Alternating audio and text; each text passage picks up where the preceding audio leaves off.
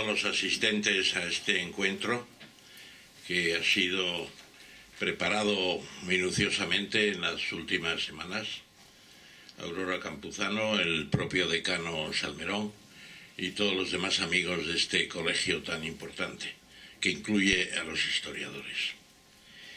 Entonces, también quiero expresar mi gratitud al propio decano que nos preside por sus palabras introductorias y al doctor Careaga por su análisis de una serie de casos, algunos muy recientes, no tocados en mi libro, y que sirven de complemento magnífico, yo diría, para lo que en este libro que presentamos hoy, ¿A dónde vas, Cataluña?, se plantea respecto a otras áreas que él precisamente pues no ha tocado porque son más antiguas.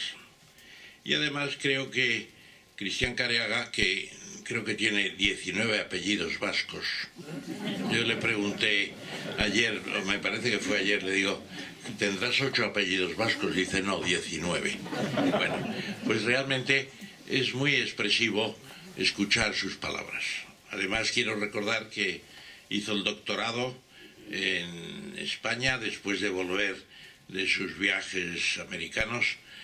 Lo hizo en la Universidad Autónoma, como ya se ha dicho, en un curso en el que estábamos haciendo la Constitución y precisamente yo era diputado constituyente y tratamos los temas de la Constitución española muy detalladamente. Luego hizo la tesis doctoral.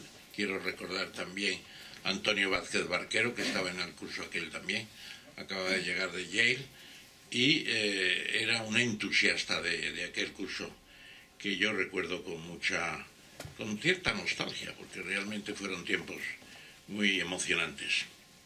Y hechos estas menciones, diré que el libro que hoy se presenta, pues como ya se ha dicho, es una especie de segunda vuelta, ya que la primera fue ¿A dónde vas, España?, el año 76. 40 años después, casi 40 años después, se hace este libro.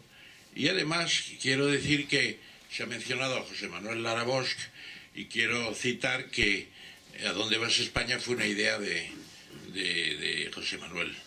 Cuando era un joven editor, todavía en el marco de la dirección del viejo José Manuel Lara, sevillano ilustre que se asentó en Barcelona y creó esa gran editorial. Y me dijo José Manuel Bosch, Lara Bosch, Ramón, tienes que hacer un libro que se llame ¿A dónde vas, España?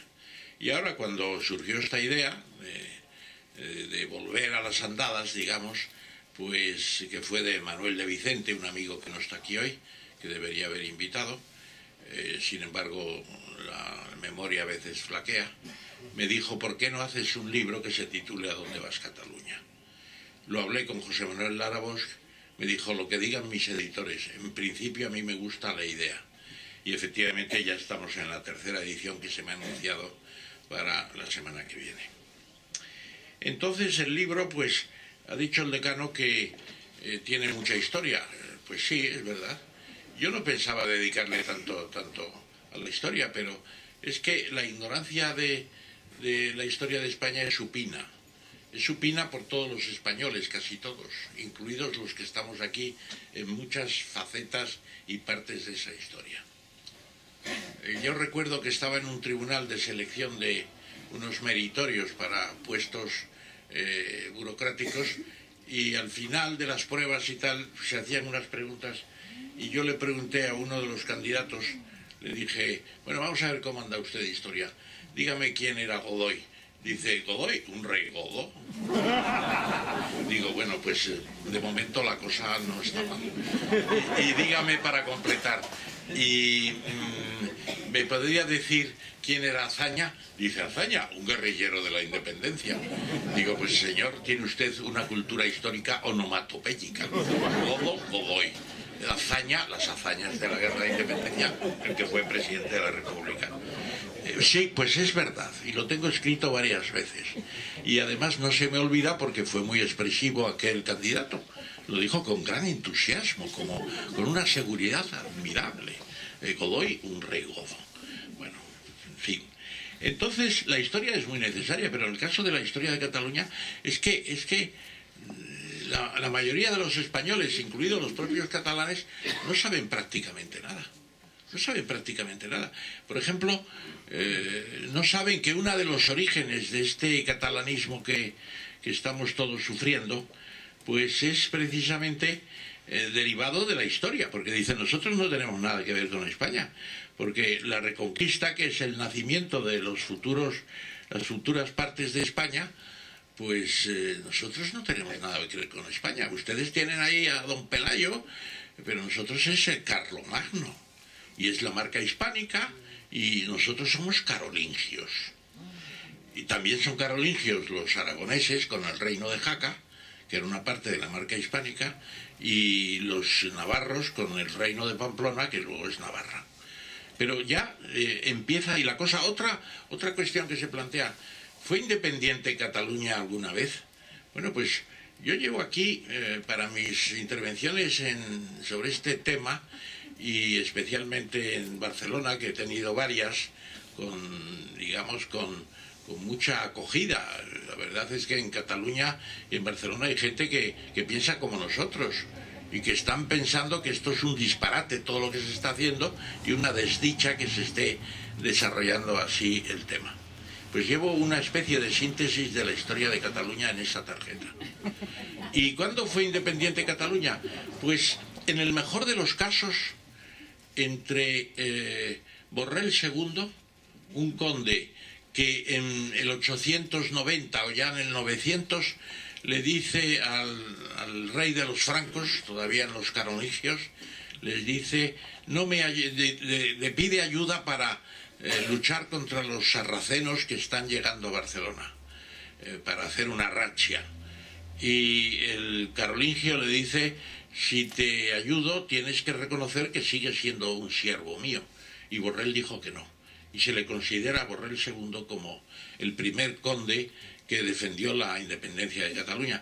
Es dudoso, porque todavía en 1200 y pico, en el Tratado de Corbeil, el rey Jaime el Conquistador, con Luis el Santo de Francia, reunidos,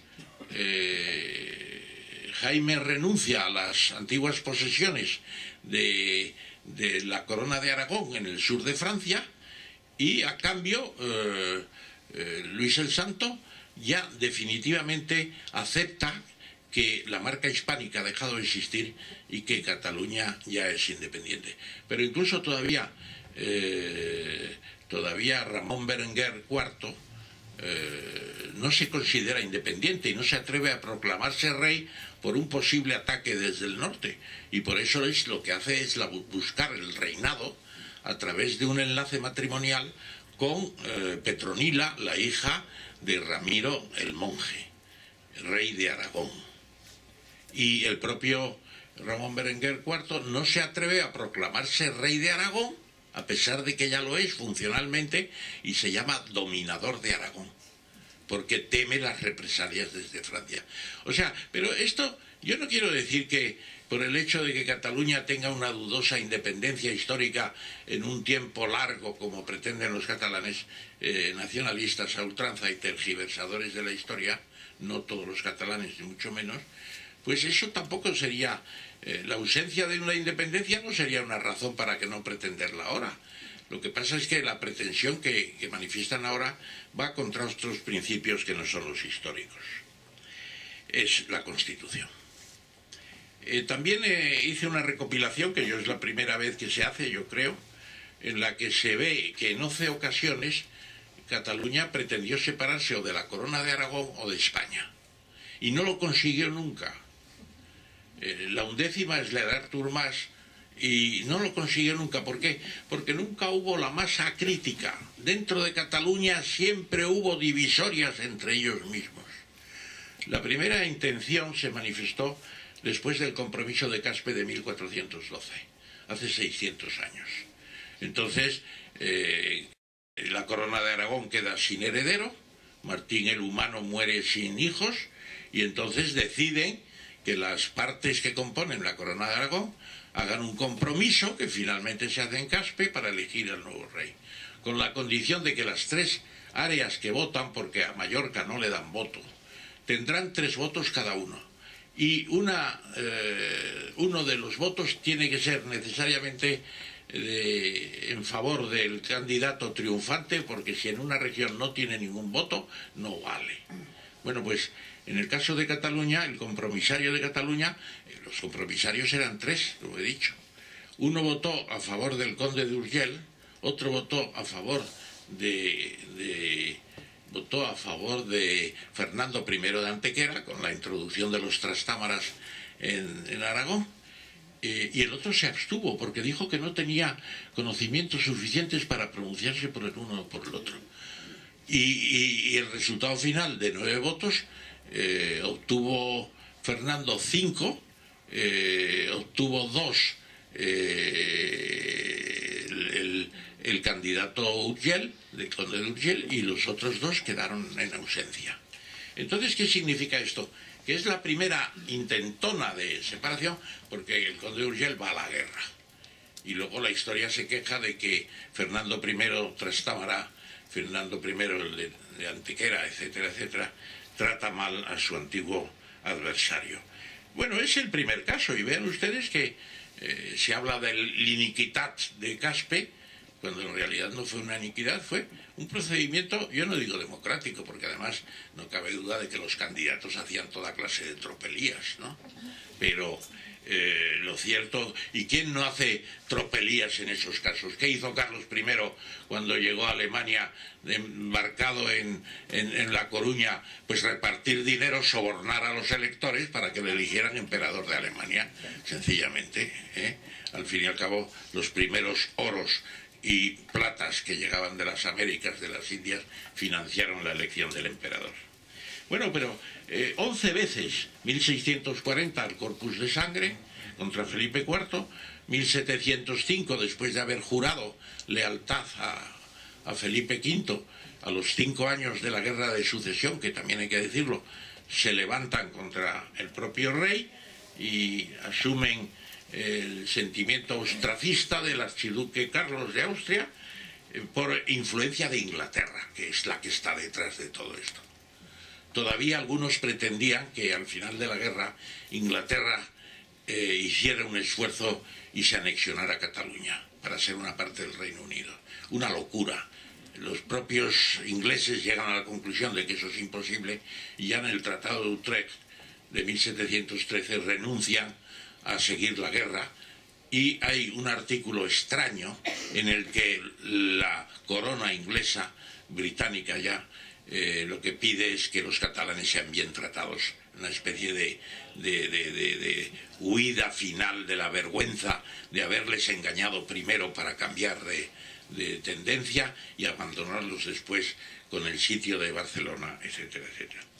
Los últimos intentos han sido el de Macià en 1931 al declarar la República Catalana el 14 de abril, al tiempo que se declaraba la República Española, y el 34 Companys, se cumplen ahora 80 años, el Estat català dentro de la República Federal Española, que como no existía, pues es una declaración de independencia porque no existía la República Federal Española, y 2014 Artur Mas. Yo diría que todo esto tiene su historia, que se trata de explicar en el libro. Yo después, naturalmente, el libro lo he seguido bastante, habré hecho 8 o 10 presentaciones, 3 o 4 en Cataluña. Se lo mandé a Artur Mas cuando lo estaba escribiendo. Quería mandarme unas notas, luego me envió una carta, entramos en contacto, yo le conocía de hacía tiempo, estuvimos hablando largamente en el mes de junio de todo esto, y el argumento que se emplea oficialmente, ¿cuál es? Para pedir el independentismo ahora, después de 30 y tantos años de constitución sin, no digo sin intenciones, pero sin problemas como el que ahora tenemos. Pues sencillamente se dice, y el argumento hay que valorarlo, y hay una parte de fundamento que se debe a una serie de apreciaciones y actuaciones desgraciadas. Porque desgraciadas empieza por el hecho de que ZP, cuando llega a la presidencia del gobierno, dice: vamos a renovar todos los estatutos. Eso es como Yeltsin, que da la independencia a las repúblicas de la Unión Soviética, algunas de las cuales decían: pero si no la queremos. Muchos no querían renovar el estatuto, muchos estatutos no se han renovado, pero es cuando Maragall encuentra la solución. ¿Maragall es independentista o no? Yo creo que la mayoría de los políticos catalanes en el fondo tienen una creencia independentista, eso es cierto, pero no lo manifestó. Lo que sí manifestó es que la Constitución catalana nace con 216 artículos frente a la española, que tiene 169. Es decir, se pasa de la Constitución del año 70, del Estatuto del año 79 de 60 y tantos artículos a 200 y pico. Es un disparate ya. Pero es un disparate que se aprueba en el Parlamento catalán, que llega a las Cortes Generales, que se modifica en parte en la Comisión Constitucional presidida por Alfonso Guerra, que se jactó de haber recortado muchas competencias, innecesariamente, porque un presidente de una comisión no puede hacer eso, y luego se somete a referéndum. Yo quiero recordar que el referéndum de la Constitución en Cataluña votó el 68% del censo, y el 92% votó a favor de la Constitución, más que en la Comunidad de Madrid, la futura Comunidad de Madrid. En el referéndum de 2006 del segundo estatuto catalán fueron a las urnas el 42% y votaron a favor el 75%. Es decir, hubo una falta de inquietud en la masa catalana por el estatuto. Lo que pasa es que las cosas se enrevesaron. El Partido Popular impugnó el estatuto ante el Tribunal Constitucional, llega la sentencia en el 2010, recorta una serie de posibilidades del estatuto y sobre todo la idea de la nación catalana, y el resultado es la indignación total. Y a partir de ahí se suceden los acontecimientos, nos han suprimido la voluntad del pueblo catalán de un referéndum, como he dicho, con poca asistencia, y lo que queremos es plantear ahora unas nuevas elecciones. A la vista de esto sale triunfante Artur Mas, y el resultado es que plantea el sucedáneo de un estatuto reformado, que no llegó a plantearlo, el pacto fiscal. Se le dice que no, de una manera, en mi opinión, yo no estoy tan en la tesis del decano de que Rajoy sea don Tancredo, aquel personaje mítico de la Plaza de Toros de Madrid o de otras plazas, que cuando salía estaba en un pedestal y pasaba el toro y él estaba quieto y el toro naturalmente no acababa de meterse con él. Don Tancredo, don Tancredismo. Eso hay que aclararlo para los jóvenes. Entonces, no es don Tancredo, pero desde luego yo creo que en el tema de Cataluña no ha disfrutado o no ha ejercido las actividades con mano maestra, que se podría decir, porque realmente el pacto fiscal, se podría haber dicho, bueno, el pacto fiscal que ustedes plantean, no, porque llevó debajo del brazo el pacto fiscal que proponía el Parlamento de Cataluña, pero podemos negociar una revisión del sistema autonómico, etcétera, etcétera. No, el no fue rotundo, y eso fue la base para plantear unas nuevas elecciones, en donde ya bajó mucho de representación CIU, y plantear a continuación la independencia. Se consideran ofendidos, a mí eso me lo contó el propio Artur Mas en la sesión que tuvimos en junio, comentando el libro, etcétera, etcétera. Y algunos preguntan, ¿y realmente se conformarían con menos de la independencia? Bueno, yo creo que al final habrá una negociación, ya anticipo mi tesis, y habrá un acuerdo que a muchos no les gustará ni en un lado ni en otro, pero que podrá funcionar. Entonces, lo que hay que plantear seriamente es que no hay precedentes internacionales. El doctor Careaga pues ha hablado de una serie de ellos, pero el de Quebec pues ya es irrepetible. Ha habido dos referendos, han perdido los dos, los nacionalistas, y el Tribunal Constitucional de Canadá ha dicho que ya no habrá más referendos como esos, porque tiene que ser toda la nación canadiense la que se pronuncie. y que además no bastaría una mayoría simple, que para una decisión así tiene que haber una mayoría cualificada, no dicen si 2/3 o cuál. Y es lo que está ya establecido en Canadá. En el caso de Australia Occidental, el año 34 hay un referéndum del Estado de Australia Occidental, que ocupa casi 1/3 de la isla continente, el más rico en minerales, en toda clase de yacimientos, etcétera, y consiguen mayoría para los independentistas. Pero claro, el proyecto y la decisión llega al Parlamento de Westminster en Londres, porque todavía el Imperio Británico, y dice no hay lugar. Y en Canberra, en la capital federal de Australia, se dice no hay lugar, no está previsto en el acta de constitución de la Confederación Australiana. Y se conforman y no ha pasado nada. Todavía sigue habiendo independentistas, pero no tiene ningún sentido.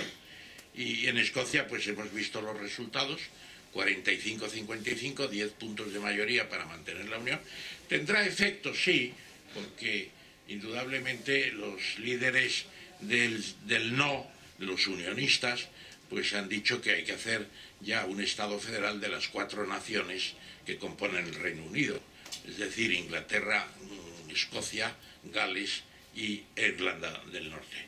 Pero no hay ningún precedente que pueda decir que es planteable por España, en España una cosa así, porque además en el caso de Escocia, la devolución que hace Tony Blair a las partes de componentes del Reino Unido, a través de algo parecido a los estatutos, pues inspirándose además en el sistema autonómico español, todo hay que decirlo, en el acta de referente a Escocia se reconoce el derecho a plantear un referéndum. Y eso no está en la Constitución española. ¿Y por qué no está? Esto también hay que explicarlo. Y esa es una parte también, querido decano, de la historia. Yo estuve en la elaboración de la Constitución, no soy ninguno de los 7 padres, pero sí estaba en la Comisión Constitucional. Intervine en la medida de mis posibilidades y lo que tengo claro, y además después de consultar con Miguel Herrero, Rodríguez de Miñón y con Pedro Pérez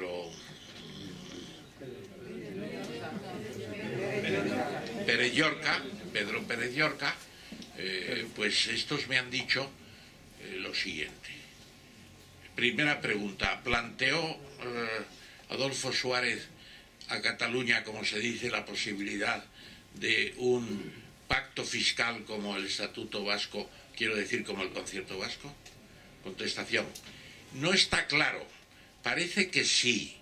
Lo que sí está súper claro es que Roca, que era el representante catalán y supletoriamente del País Vasco también, en la Comisión Constitucional, en esa ponencia constitucional, nunca pidió el pacto fiscal e incluso llegó a decir que eso era una antigualla y que Cataluña estaba muy integrada como para plantear una cosa así. Es lo mismo que decía Artur Mas hasta el 2010. No era independentista. Entonces, se renunció al pacto fiscal. Y luego, al derecho de decidir, pues eso está todavía más claro. El diputado Letamendia de Euskadi Esquerra, que era el único representante de los más próximos a ETA en el Parlamento Constituyente, pues planteó la cláusula de autodeterminación para incluirla al final de la Constitución. Yo me acuerdo de aquella tarde en el Congreso y Letamendia se explicó muy bien. Dijo, bueno, que pasen 5 años, que se asiente la Constitución y a los 5 años que se pueda hacer el referéndum. Bueno, los diputados vascos votaron todos en contra, porque acababan de recibir la confirmación de que los fueros antiguos se desarrollarían conforme a una adicional en la Constitución que figura ahí para el País Vasco y Navarra, y que mantendrían su sistema de confederación fiscal con el resto de España. Ellos reciben los impuestos y los administran, menos las aduanas y 4 cosas más, todo lo administran ellos. El IRPF, por supuesto, sucesiones y donaciones, incluido el IVA, etcétera, etcétera, lo administran ellos. Y pagan el canon pagan un canon, o si se quiere decir el cupo, que es la palabra, al Estado español por los servicios, etcétera, etcétera, con una valoración que según los expertos pues está muy por debajo de lo que tendría que ser ese cupo. Es decir, tienen una situación fiscal privilegiada. Por eso, cuando ahora el señor Urkullu anda por ahí predicando la cosoberanía y predicando la independencia de vez en cuando también, pues lo que hay que decirle a Urkullu, y yo se lo dije en el Escorial este verano en una conferencia que dio para abrir el curso sobre el País Vasco, le dije: Lehendakari, ten cuidado, porque si insistes en la cosoberanía, insistes en la independencia, etcétera, se puede promover un referéndum nacional para abolir la adicional sobre el sistema del pacto fiscal en el País Vasco, con lo cual se resuelve una parte del problema de Cataluña, porque ya no hay discriminación ninguna. Bueno, él no me comentó nada, lógicamente, que me iba a decir: pues tiene usted razón, don Ramón. No me lo dijo, claro. Bueno, entonces se puede decir que el derecho de decisión nunca se defendió en las Cortes.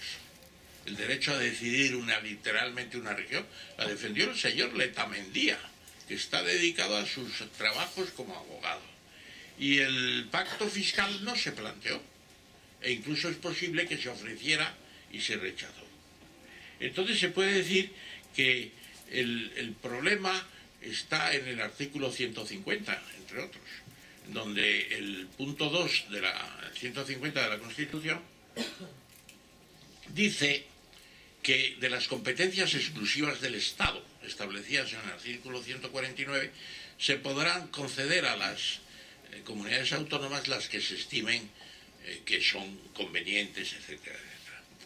Y ahí es donde Cataluña se ha apoyado, la Generalidad, para solicitar a las Cortes Generales que se le transfiera el derecho de decisión unilateral para hacer una ley de consultas en Cataluña con la, digamos, bendición de las Cortes Generales. La respuesta de don Tancredo, de don Mariano Rajoy, fue terminante. Eso es imposible, no lo puedo hacer, porque realmente eso va contra el artículo 2, contra el artículo 6, etcétera, etcétera, la indisolubilidad de España, la posibilidad de que se defienda la unidad territorial por las Fuerzas Armadas, etcétera, etcétera. Eso tiene que hacerse con una reforma constitucional, pero no es aplicable el artículo 152 porque impugnaría mi decisión cantidad de entidades, comunidades autónomas, etcétera. O sea que los catalanes reconocieron la Constitución cuando pidieron ese derecho. Lo que pasa es que una vez rechazado ese derecho, hacen la ley de consultas como ellos quieren. Y la ley de consultas pues establece ya unos principios y se convoca, de acuerdo con la ley de consultas, la fecha del referéndum. Nuevamente se lleva eso se lleva al Tribunal Constitucional, que dice que no es posible. Y los catalanes han recurrido la decisión del Tribunal Constitucional, lo cual significa que siguen reconociendo el juego constitucional, y ya, no sé si se les ha dicho ya no, o se les va a decir en estos días. Y después, me parece que se les ha dicho que no, se les dijo que no. Y entonces, ¿qué han hecho? Pues preparar una especie de simulacro de referéndum que no sabemos si se celebrará o no. Yo creo que no se va a celebrar, porque realmente eso ya no tiene nada de referéndum democrático, como han dicho partes de la coalición independentista, sencillamente porque no hay censo de electores, no hay disponibilidad de colegios verdaderamente bien supervisados, no hay tampoco formación de una junta electoral que está ahí medio diseñada, pero uno de cuyos miembros ya ha dicho que todo eso es antidemocrático. O sea que estamos en una situación en la que realmente los propósitos de Artur Mas y el bloque que forman con Esquerra Republicana, la CUP, la Iniciativa Catalana y CiU, ese bloque pues no tiene una fácil salida. Y ante la difícil posibilidad de hacer un referéndum en condiciones, prácticamente imposible ya, pues lo que se presiona es para unas elecciones anticipadas y después ir al Parlamento a declarar la independencia unilateralmente. Yo no recuerdo muchas declaraciones de independencia unilateralmente realizadas. La que sí recuerdo es la de Ian Smith en Rodesia, cuando era Rodesia lo que actualmente son Zambia, Zimbabue y Nyasalandia. Esos tres estados que fueron organizados por Cecil Rhodes, un aventurero y un viajero y organizador británico, pues formaron una federación y luego cuando consiguieron la independencia se separaron en tres estados. Y en Zimbabue, pues Ian Smith, que era el jefe de la minoría blanca, dijo que no podía irse a un sufragio universal donde votaran todos los ciudadanos negros, porque eso era el final del predominio británico, y declaró la independencia y estuvo durante unos años como Estado independiente, etcétera, etcétera.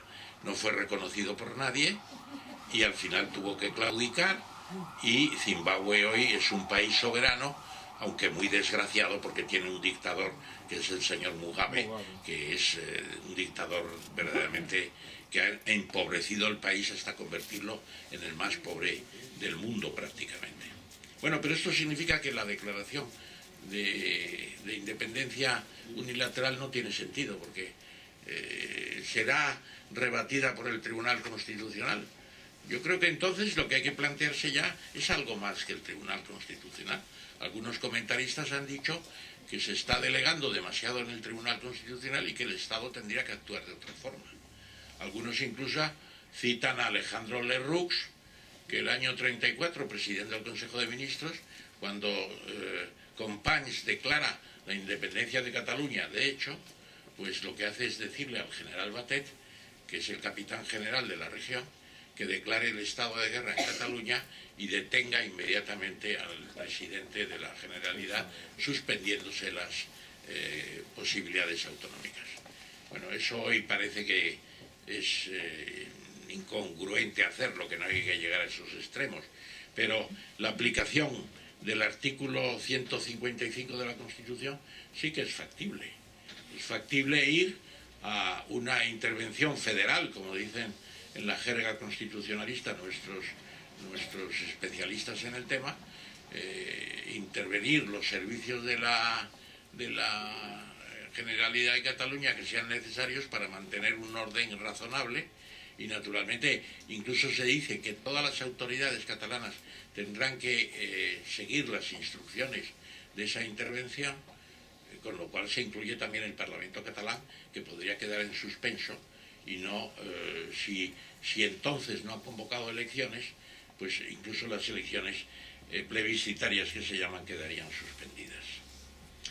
El artículo 116 todavía iría más allá. Si a pesar de eso hay desacatos, etcétera, etcétera, se puede declarar no el estado de guerra, porque no está en la Constitución española. Tenemos el estado de alarma, de excepción y de sitio. Pero sin llegar al estado de sitio, el de alarma, que es pasar por el Congreso y conseguir el permiso para declarar el estado e intervenir las competencias de las comunidades de que se trate, pues eso permitiría una situación más autoritaria, diríamos, que la del artículo 155 de la Intervención Federal. Pero yo creo que eso llegaría la sangre al río, y eso no es ni conveniente, e incluso yo diría que no es necesario, y que habrá que dejar ver cómo se desarrollan los acontecimientos. El gobierno seguirá recurriendo a los mecanismos, digamos, de la Constitución y del Tribunal Constitucional, y tendremos una evolución que puede desembocar en la convocatoria, en la declaración unilateral de independencia. No sabemos. Lo que está claro es que ya ha habido por parte de don Tancredo una oferta de negociación, no especificada.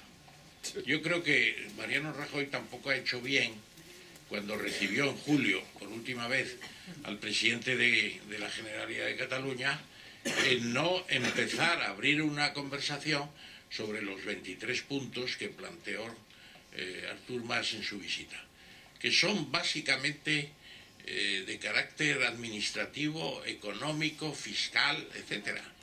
Y es un reconocimiento tácito o casi explícito de que siguen dentro del orden constitucional. Queremos negociar esto. Eso es negociar pensando en que van a seguir dentro. Claro. Me decía el profesor Francesc Granel, que es un insigne economista catalán, quizá uno de los punteros que tiene, y no es independentista. El día 12 de octubre, en el acto de la Plaza de Cataluña, de los 3 vídeos que se presentaron en una pantalla gigante, pues había una exposición del profesor Granel diciendo por qué no tiene sentido pedir la independencia cuando se puede convivir en España en mejores condiciones en todos los aspectos, etcétera, etcétera. Entonces me decía el profesor Granel, he hecho un cálculo de las 23 peticiones y la suma que me sale es que tienen que eximirse u otorgarse o establecerse un cálculo para mejorar la situación de Cataluña en 7.000 millones de euros. Yo no he corroborado ese cálculo, no sé, supongo que estará bien hecho, pero la verdad es que la magnitud de las reivindicaciones cuando se plasman en una lista de agravios, por así decirlo, no es tan grande ni tan innegociable.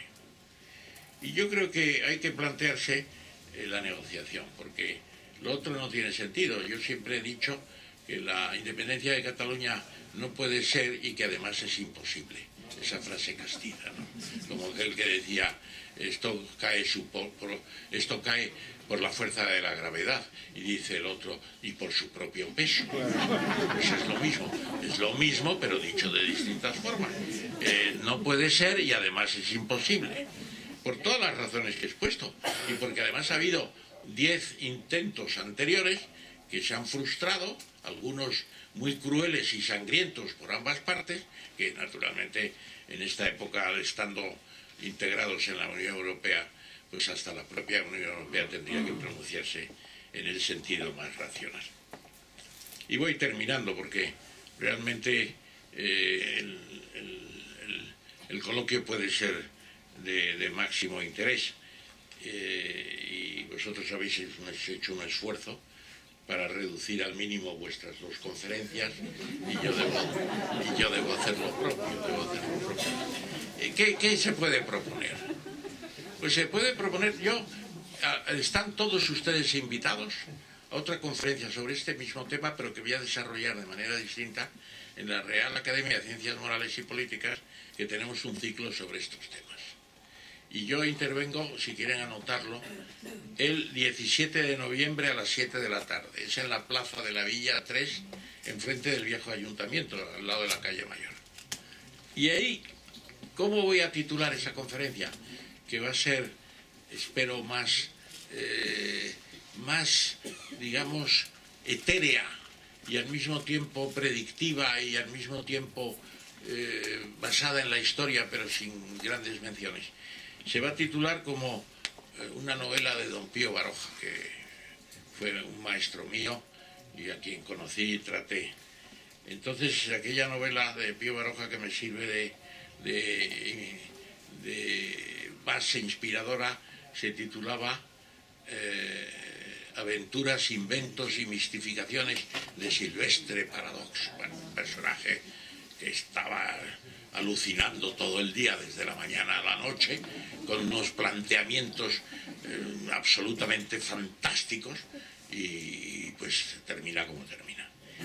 Entonces, estos son las aventuras, inventos y mistificaciones de la hispano-catalanidad. Lo he titulado con gran asombro de algunos de mis colegas de la Real Academia.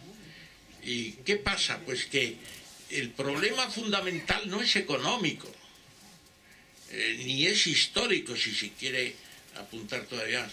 Lo que pasa es que en la fase de desarrollo constitucional de España, desde el año 78, la educación se transfirió de una manera improcedente y total a Cataluña, prácticamente. Las sentencias del Tribunal Constitucional no se obedecen, no se acatan. los gobiernos permanecen pasivos ante esa situación. ¿Cuál es el resultado? Pues que se ha creado no solamente una historia tergiversada, sino que al mismo tiempo se ha preconizado una actitud adversa al resto de España, e incluso algunos dicen que incluye el propio odio. Es la sublimación del delirio, y eso es lo que defienden los líderes de la Asamblea Nacional de Cataluña y de Òmnium Cultural. Usted le pregunta, a ver, los contenidos económicos del Estatuto, y dice, pues no lo sé, porque seguramente no los han leído. Las aspiraciones económicas de Cataluña, no lo sé, ni me importa. Nosotros queremos ser independientes. Y esa parte que puede representar un 20, un 25%, incluso algo más, de independentistas de sublimación del delirio, que se dice en psicología, pues esa parte no se puede plantear ninguna negociación con ellos. La negociación se tendrá que plantear con la Generalidad de Cataluña en su momento para resolver el problema y tratar de solventar la situación actual. Pero una parte de Cataluña no van a negociar nunca nada. Y esos efectivos son mucho más fuertes que antes, porque ha habido una dejación y no ha habido un proyecto de país como el que decía Ortega y como el que se plantea en estos momentos por todos los que estamos en esto. También la falta de un proyecto de país. Rajoy, en estos 3 años que lleva, pues no ha tenido un proyecto de país. Es el memorándum de entendimiento con la troika que viene de vez en cuando, los problemas de los recortes, de la austeridad y el intento de reformas, a ver si crecemos. Pero no hay un proyecto de país, no está planteado como tal, que sea verdaderamente un incentivo. Entonces lo que se puede plantear son soluciones políticas y económicas. Y aquí van las que yo he planteado, y además después de estar con Mas en junio, como dije, le dije, voy a hacer un memorándum de lo que hemos estado hablando y se lo voy a enviar al rey y se lo voy a enviar también al presidente del gobierno. Muy bien, pues lo esperamos. Lo recibió, me dijo, lo tengo que leer, ya te escribiré. Y la verdad es que es como aquellas situaciones, si te he visto no me acuerdo, porque no ha vuelto a escribir porque ya los acontecimientos le han superado. La Casa Real sí acusó recibo, Alfonsín, el señor Alfonsín, el jefe de la Casa Real, muy atento, y también en la Moncloa, Jorge Moragas, que es el jefe de gabinete de Rajoy, pues tenemos previsto un encuentro sobre estos temas. Bueno, el caso es que en este memorándum, ¿qué se dice?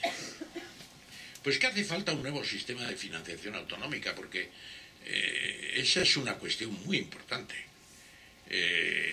Cataluña en estos momentos está en déficit muy fuerte y lejos de ser una región, como ha sido en otros tiempos, de transferencia neta de recursos al resto de la nación, pues está absorbiendo recursos del resto de la nación, a través del Fondo de Liquidez Autonómica, que de los 40.000 millones que lleva prestado a las comunidades autónomas, pues me parece que 17.000 corresponden a Cataluña, ya casi el 40%. ¿Por qué? Pues porque la industria catalana se ha visto muy afectada por la crisis y porque ni el tripartito ni el gobierno, los gobiernos de Mas han contribuido a resolver una situación difícil. Entonces, el nuevo sistema de financiación autonómica, ¿en qué consistiría? En mi opinión, en una agencia tributaria federal. Es decir, una sola agencia tributaria en todo el Estado, en toda España, que para cada región tendría un comité o un sistema operativo en el que participaran la región en cuestión y el Estado. Eso permitiría una mayor corresponsabilidad fiscal, que se predica mucho pero no se hace nada, una mayor capilaridad, un mejor conocimiento de las bolsas de fraude y una conciencia de situación solidaria. Ahora vamos a tener, si seguimos así, 17 agencias tributarias en pugna continua con el Estado. El segundo tema es una limitación de la solidaridad en las interrelaciones. Eso se mide a través de las balanzas fiscales. Cada uno construye su propia balanza fiscal en función de sus intereses, pero las que pueden ser más aceptables por la comunidad científica, pues nos dicen que Cataluña en algún momento puede haber contribuido con un 8 o un 10% del PIB en épocas de gran bonanza económica. Ahora está en contribución negativa, como he dicho. Bueno, pues poner un límite a la solidaridad del 4% del PIB de cada región. ¿Que es un número cabalístico? No. Y tampoco es el Tribunal Supremo de Alemania que estableció este límite. Es la fórmula que tiene la Unión Europea, que a ningún país se pueden transferir rentas comunitarias de más del 4%. Se hizo para el caso de Grecia, ni ningún país puede dar más de una cifra menor, que ahora no recuerdo. Entonces, eso es razonable, porque además con unas transferencias excesivas lo que se cría es un caldo como el del Mezzogiorno en Italia, que lleva 100 años con ayudas del norte y no acaba de funcionar, y está comparativamente tan separado o más del norte que en los tiempos anteriores, y además con sotogobiernos y toda clase de complicaciones que también las empezamos a tener aquí en Andalucía y en menor escala en Extremadura. Entonces el tercer elemento sería la deuda pública. Cataluña tiene una deuda pública que, si se independizara, estaría en 270.000 millones de euros, que es algo así como el 120% de la renta de Cataluña. No la podría pagar nunca. No habría excedentes fiscales para pagar esa deuda. Y la deuda contraída desde que empezaron los procesos soberanistas y la crisis, pues son 70.000 millones. Y ahí lo que se plantea en el libro, y además en relación con una ponencia que tuvimos el profesor Barea, fallecido recientemente, Velarde, Schwartz y Jaime Lamo de Espinosa, pues es sencillamente que haya una federalización de la deuda. Se puede conjuntar toda la deuda de las comunidades autónomas, manteniendo cada una sus números, ponerla en deuda a largo plazo del Estado español, con tipos de interés muchísimo más bajos. El Estado español está pagando ahora el 2,2% a 10 años. Cataluña, en los bonos patrióticos que emitió el tripartito, está ganando el 7,5% después de haber pagado cuantiosas comisiones que algún día saldrán también, como están saliendo, incluso en el día de hoy, lo que está saliendo. Y luego, en cuanto a los aspectos más políticos, yo estimo que hay una deuda con la Corona de Aragón. Alguna gente dirá, bueno, ¿pero qué es eso la Corona de Aragón? Vamos a dejarnos de historias. Eso ya es 1714, ya desaparece todo eso. Bueno, pues desaparecerá, pero está en la sublimación del delirio, está en la idealización de la historia que hacen muchos catalanes. La Corona de Aragón fue maltratada, y en la hegemonía de Castilla, desde Carlos I y después desde Felipe V, es manifiesta. Hay que compensar algo, aquellas dos grandes coronas que vemos todos los días en esos diálogos impresionantes, pero bastante ininteligibles para mucha gente, de Isabel y Fernando en la serie de Isabel, que ustedes verán muchos. Es prodigioso el idioma, pero es un intrincado, todo intrincado, es complicadísimo. Bueno, pues la Corona de Aragón fue castigada.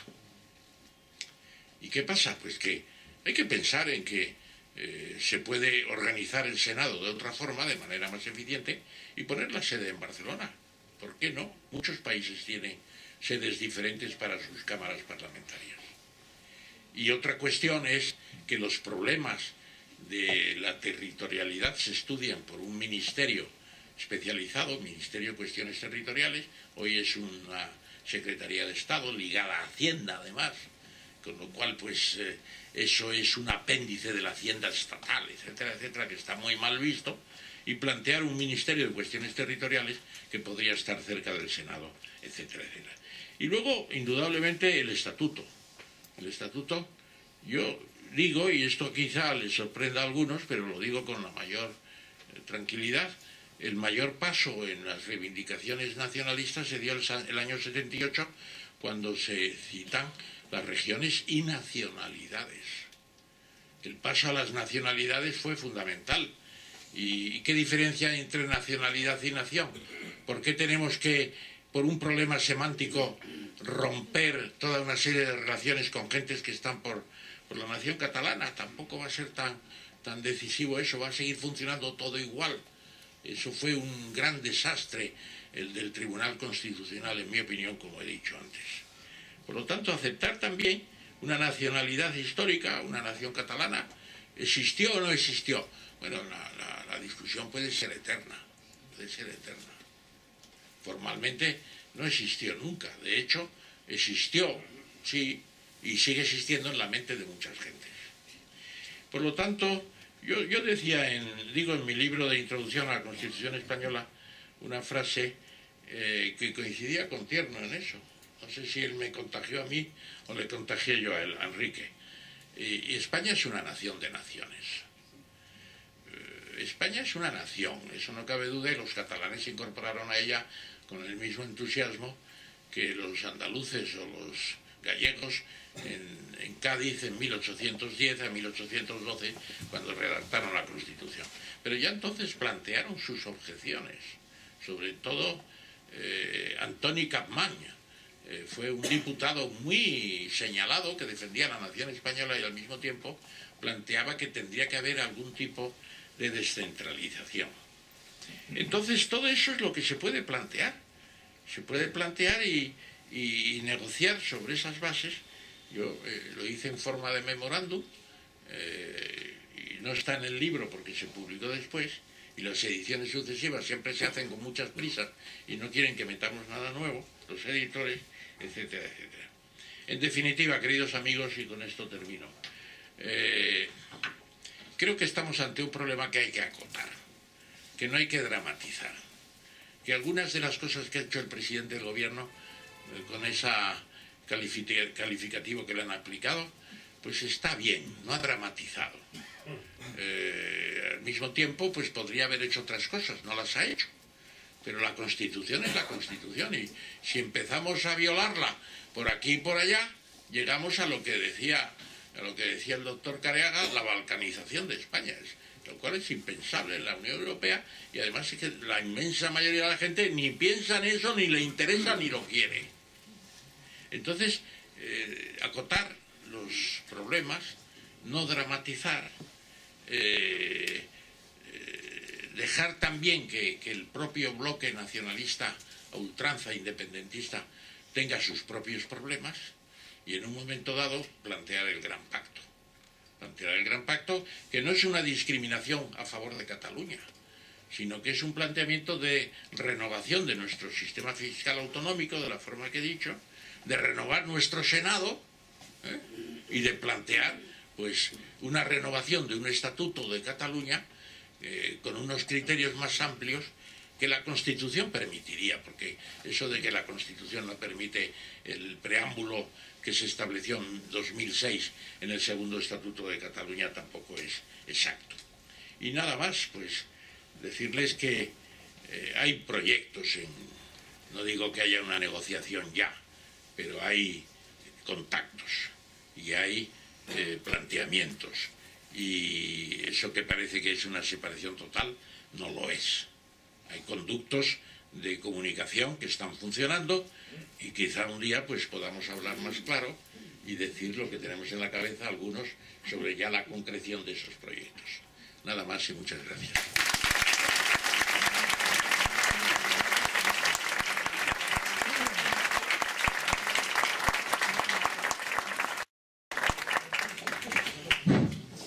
Muchas gracias, profesor Tamames, por esta disertación que ha devuelto al menos a mi espíritu algo de esperanza y de tranquilidad con respecto al tema catalán, porque desde la ignorancia que me caracteriza no veía tan claras algunas posibilidades. La verdad es que me remito otra vez a hablar bien del libro. Yo cuando dije que la parte primera de historia es que echaba de menos el hablar más del presente y del posible futuro.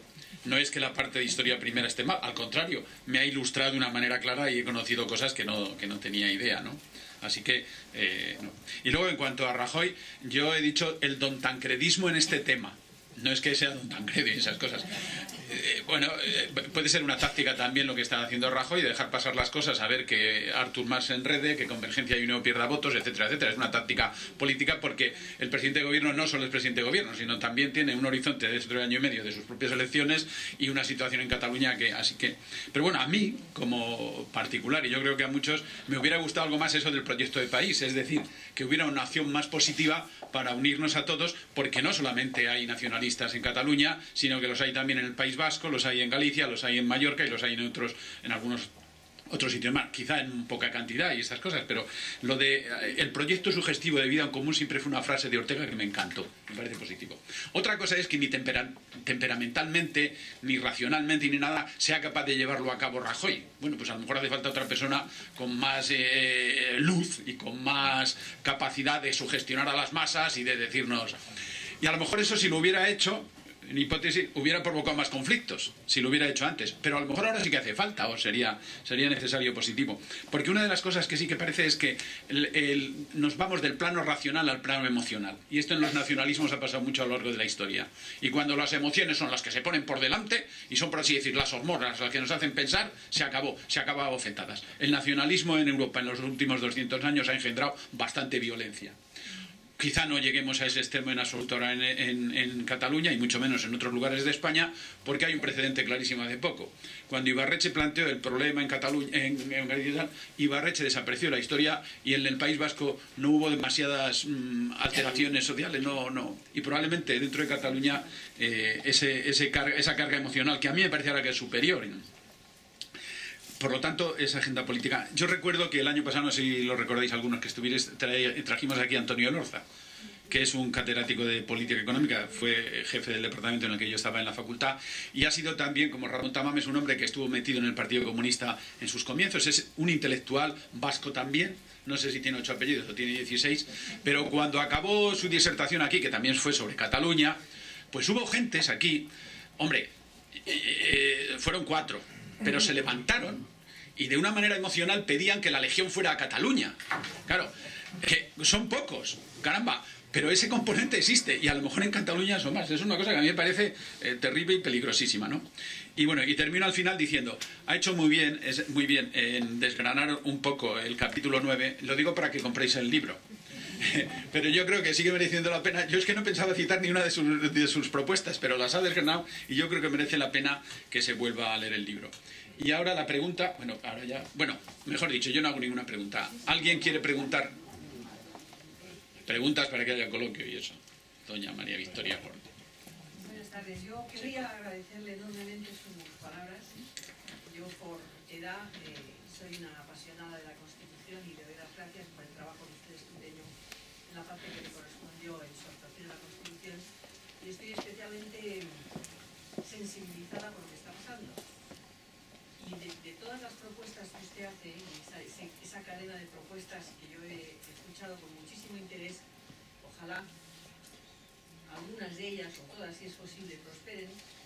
Hay una que me gustaría que especificara un poquito más, aunque cuando me compre el libro y lo lea probablemente esté especificado. En relación con ese tema que ha dicho usted de que el resto de los españoles tenemos que asumir en cierto modo, y en eso coincido como historiadora con usted, en que el Reino de Aragón salió maltrecho. Es evidente que salió maltrecho. La corona de Aragón. También es cierto que, desde mis conocimientos, esa situación no había empezado en ese momento, sino que había empezado antes.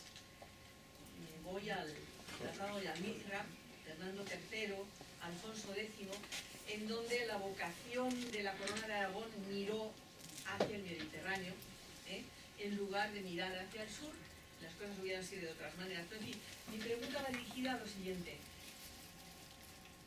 La corona de Aragón salió perjudicada, pero catalanismo, independentismo catalán y corona de Aragón es algo que hay que intentar trabar, porque ni siquiera el catalanismo ha sido capaz de vincular a los países catalanes. Y Aragón es Aragón. Y la corona de Aragón es la corona de Aragón, y a ella se arrimó Cataluña cuando lo necesitó. Entonces, de acuerdo en que hay que nivelar un poco la balanza, intentar nivelar un poco la balanza, dando lo suyo a la Corona de Aragón, pero la Corona de Aragón es Cataluña y entonces me gustaría saber su opinión en relación con este tema. Muy bien. Bueno, realmente ha hecho usted una exposición que yo creo admirable, porque además de demostrar reconocimiento, pues lo que expresa es una convicción de que la historia también tiene su peso y no se puede borrar, aunque esa historia esté ya más en los genes, en el Volksgeist que decían los alemanes, en el espíritu del pueblo. Se desconoce, pero está dentro, está dentro. Y entonces, una cosa, por ejemplo, que se desconoce totalmente es que con el Tratado de Utrecht se pierden los llamados países orientales, que eran Cerdeña, Sicilia y Nápoles, con una población similar a los llamados países occidentales de la Corona de Aragón, y con una fuerza tremenda. Y de momento no se notó tanto, siguió el comercio. Pero luego con la Unión Italiana, la Unión Aduanera Italiana en 1870, acuérdense de Lampedusa y del Gato Pardo y todo aquello, porque es la historia de la Unión Aduanera, pues se pierde definitivamente. Y es un daño económico importante. Luego hay cosas que no están tan claras, como el que la Corona de Aragón, sus ciudadanos, no pudieran participar en las Indias, y que solamente fueran los castellanos. No está tan claro. El propio Vicens Vives, un historiador extraordinario, ahora no tan reconocido en Cataluña, pues dice que eso es una leyenda. Y que lo que pasa es lo que usted decía, que estaban volcados al Mediterráneo, y los que quisieron interesarse fueron, y hubo virreyes catalanes, y hubo financiadores de los viajes de Colón catalanes, etcétera, y el propio Fernando, pues Fernando V de Castilla y II de Aragón, pues fue uno de los promotores de la aventura americana, sin la cual España no sería lo que es, claro, sería otra cosa. Yo siempre digo, seríamos como una Bulgaria un poco más grande, ¿no?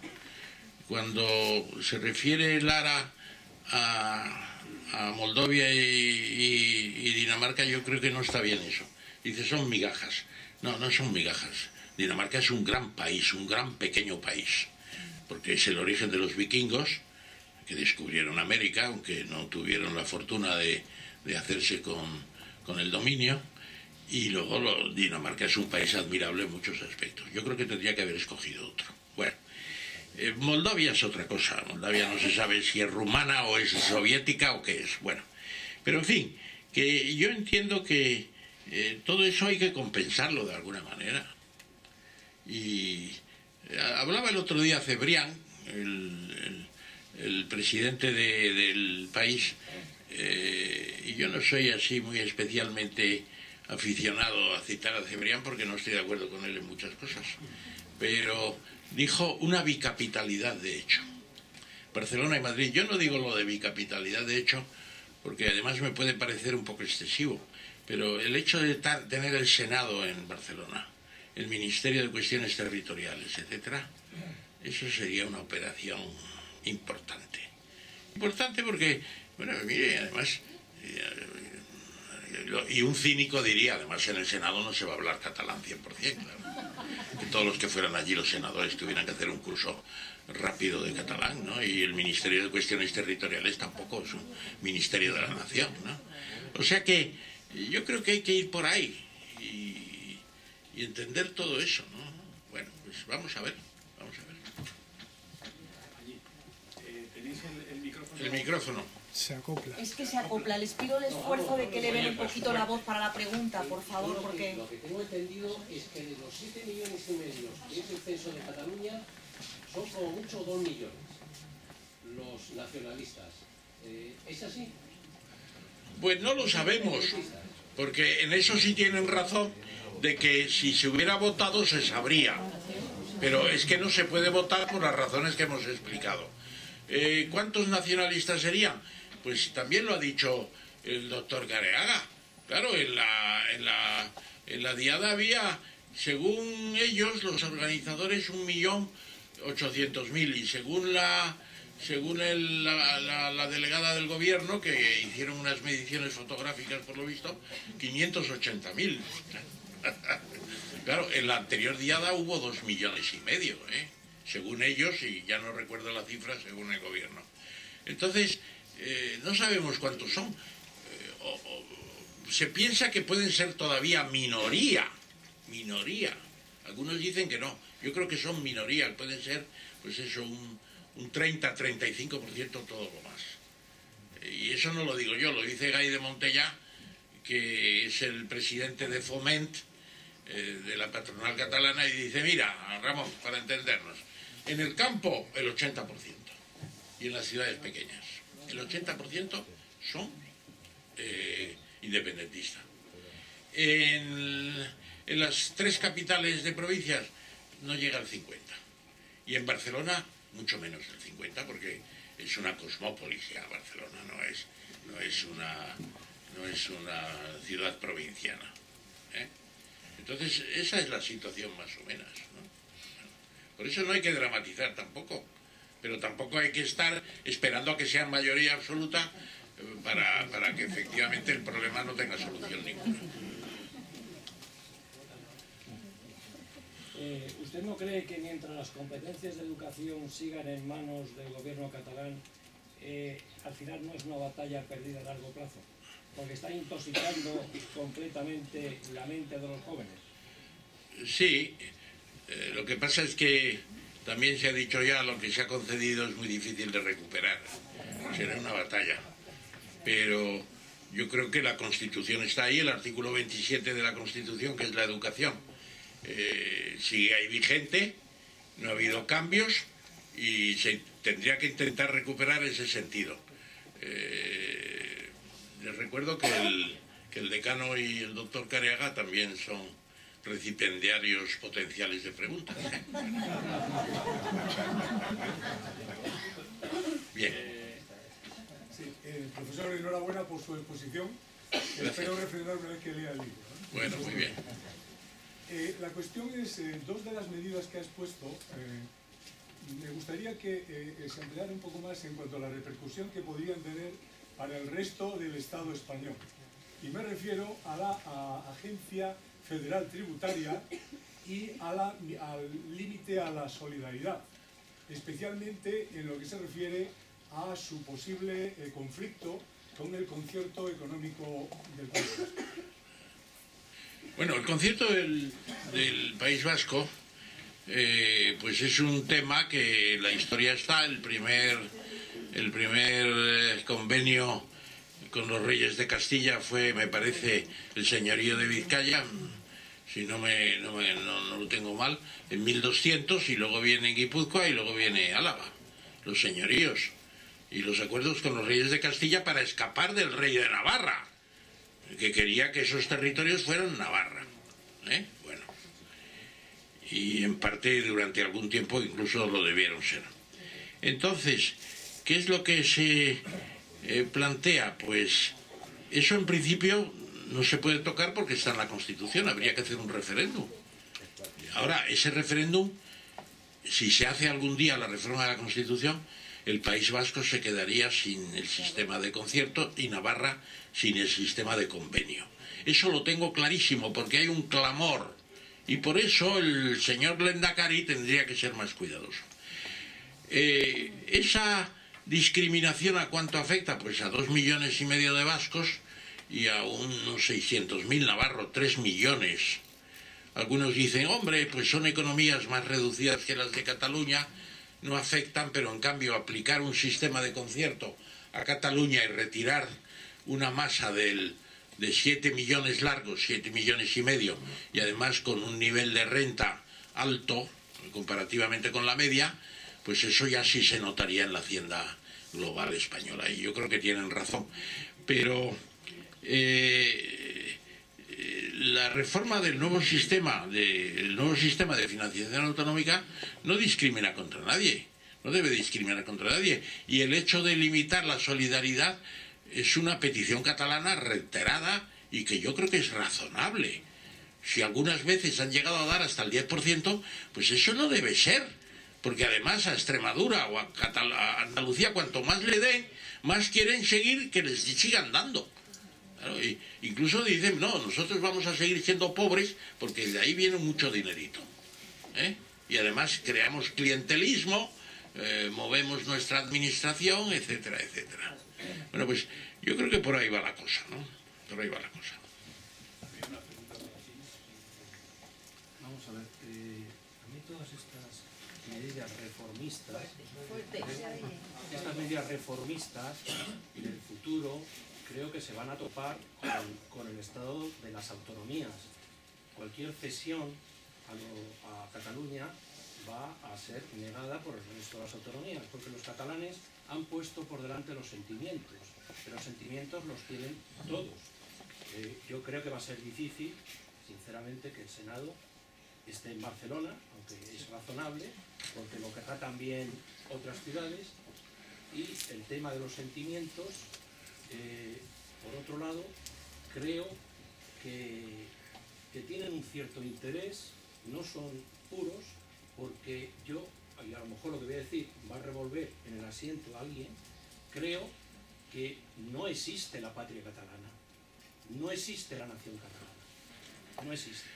Alguna vez he hablado con algún independentista, pocas, porque tampoco me relaciono mucho, pero yo le he hecho siempre esta pregunta: ¿tú eres independentista? ¿Tú crees en la nación catalana? Sí, por supuesto. ¿Tú crees en la patria catalana? Sí, por supuesto. ¿Tú estás dispuesto a morir por ella? Pero contéstame con un sí o un no. Y la respuesta es no, evidentemente. Entonces, si la nación es un sentido... Un momento, por favor, que termine nuestro... Toda la vida se ha defendido, incluso llegando a la violencia. No hace falta la religión, por supuesto, porque las tácticas han cambiado muchísimo. Es decir, ahora mismo pensemos en lo que hacen los americanos con Bin Laden, o lo que no hace falta los tanques en la diagonal, pero yo creo que va a ser muy difícil un movimiento reformista y una liquidación del Estado de las autonomías. Muy bien. Mire, por eso tiene tanta importancia la historia también, para explicar estas cosas. Si tenemos un Estado de autonomía es porque lo pidieron los catalanes. La primera vez en 1892 en las bases de Manresa, que están allí Prat de la Riba y Cambó. Cambó muy jovencito y Prat de la Riba ya mayor. La Lliga Regionalista Catalana. Y eso se reitera continuamente, queremos la autonomía. Y ya se consigue en 1913, lo había establecido básicamente Canalejas, que murió asesinado el año 12, y ya estaba a punto la Mancomunidad Catalana, y la da Eduardo Dato, que no era muy de catalanismos, pero entiende que es bueno que haya una Mancomunidad Catalana, que es un inicio de autonomía. Y luego en el Pacto de San Sebastián, en el 31, no está escrito ni firmado, porque no se firmó, ni se escribió nada, pero está el compromiso de que Cataluña tendrá un estatuto de autonomía. Y no se habló en ese momento de que fuera lo mismo para el País Vasco y Galicia, ni para nadie más. O sea que los catalanes están planteando eso desde el principio. Y ya se consigue en la República y se consigue en la Constitución del 78, y se da un paso más. Se acepta el principio de aquel que fue presidente del Consejo de Ministros de la Primera República Española,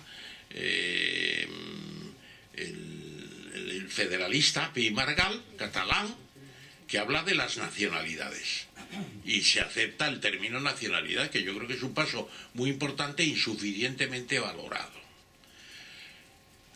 Bueno, hoy defender a la patria, pues como se decía el otro día, no sé dónde, la patria, Machado lo decía, ¿no? La patria es la tierra que se labora, es la tierra que se hace crecer, que se hace mejorar. Y tenemos hoy el sentimiento es que tiene que predominar la paz. Hoy preguntar, ¿está usted dispuesto a dar la vida? Hombre, no estamos ya en la guerra de los 100 años, ni de los 30 años, ni siquiera en la guerra civil española. Estamos en otra situación. Y en la Unión Europea, aunque no se haya declarado formalmente, la guerra no existe ya en la Unión Europea. Otra cosa es sus periferias o sus problemas internos que pueda tener, que yo creo que no los va a tener tan graves. Entonces, eso no es La patria catalana para mucha gente existe. Será el 20, el 25%. El catalanismo será el 35, el 40, el 50%. Y la idea de que en Cataluña es una región muy importante de España, y prácticamente entre las tres primeras en renta, etcétera, etcétera, con Andalucía y con Madrid, pues esa es una idea extendida. Y luego lo que decía nuestra querida amiga que abrió el coloquio, pues históricamente tiene que haber una compensación. Y no nos deben doler prendas, es mejor un pacto aceptando una serie de cosas que no en seguir en el conflicto permanentemente, ¿no?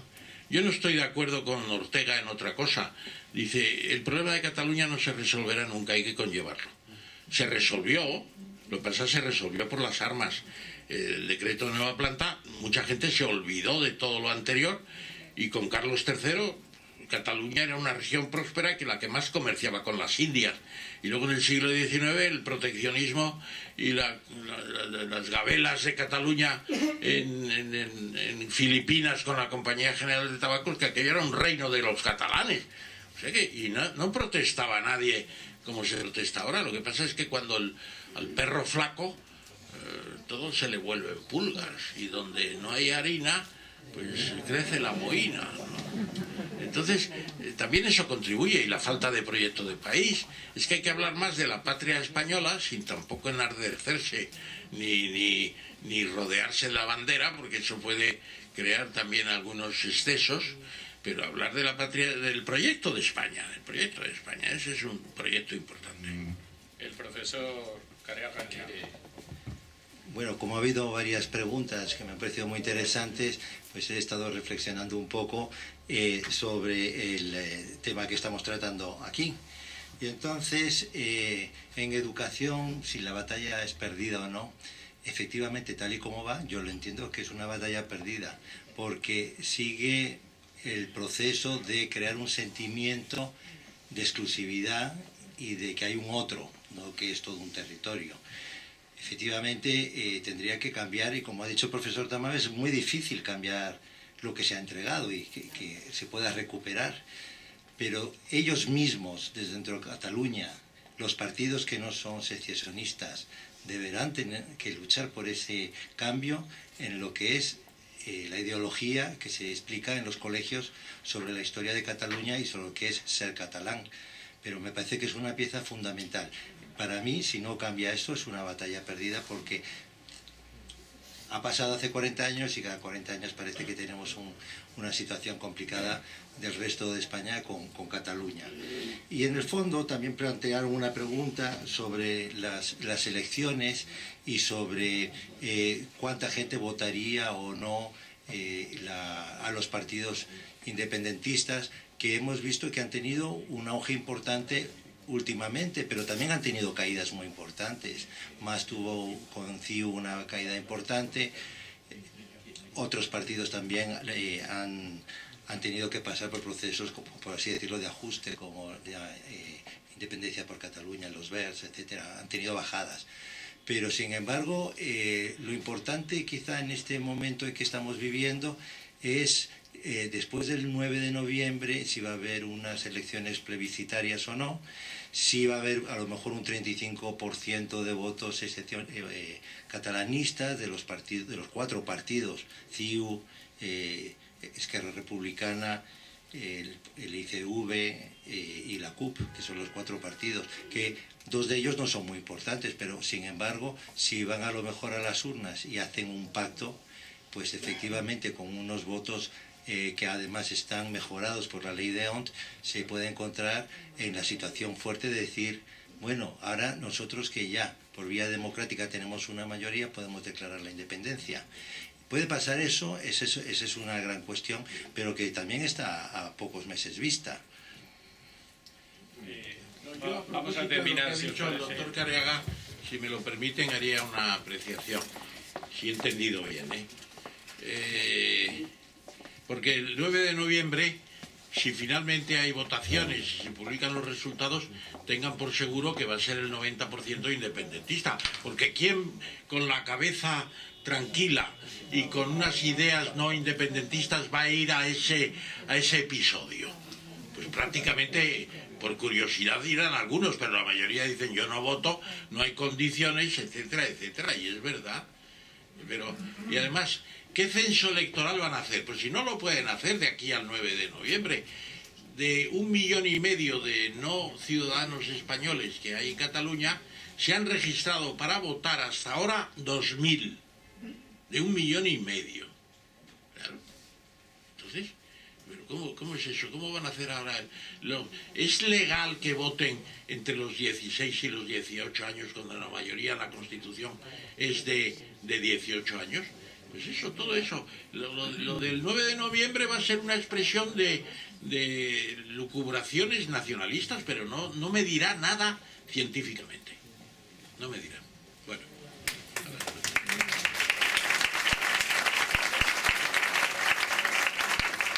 Pues muchas gracias, levantamos la sesión y sentamos aquí al profesor Tamames para que dedique los libros que ustedes quieran, después de adquirirlos en la puerta.